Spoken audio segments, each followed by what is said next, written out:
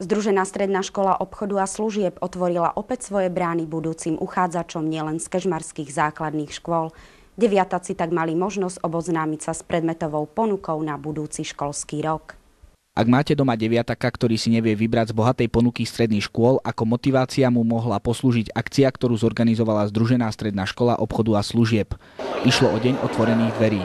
V priestoroch školy boli sprístupnené všetky učebne, k dispozícii boli aj ukážky z tvorby študentov a názorné praktické vyučovanie a nahliadnúť mohli aj do novo zrekonštruovanej kuchyne. Ponuka študovať na tejto škole je naozaj lákavá, pretože študenti môžu využívať moderné zrekonštruované priestory. Jedna z mála škôl na Slovensku, máme už 5 počítačových učební, dobre materiálne vybavených, samozrejme pripojených na internet. A vytvorili sme nové odborné učebne pre odbor komerčný pracovník v doprave, kozmetička, kaderníčka, pre stavebné odbory a aj pre odbor stolár. Medzi praktickými ukážkami odborov boli aj kaderníčky, kozmetičky, stolári a krajčírky. Široká verejnosť má možnosť si ich prácu vyskúšať priamo v dielniach a salónoch praktického vyučovania. Pre lepšiu ilustráciu prebiehali v jednotlivých triedách ukážky a prednášky o konkrétnych odboroch. Tak odbor kozmetik je štvoročný odbor ukončený maturitnou skúškou.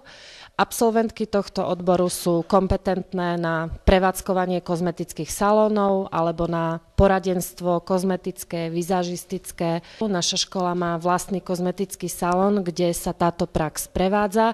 Obchod a podnikanie je štvoročný študijný odbor zameraný hlavne na podnikanie, na blok vlastne podnikania v cestovnom ruchu.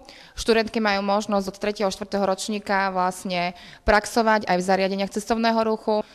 Tento blok obchod a podnikanie je ukončený maturitnou skúškou z daných odborných predmetov. Manažment regionálneho cestovného ruchu je odbor pomerne nový v Slovenskej republike a dozvedia sa tu mnohé informácie z oblasti ekonomiky, z oblasti účtovníctva, z oblasti manažmentu, z oblasti marketingu. Odbor dámsky krajčír a pánsky krajčír.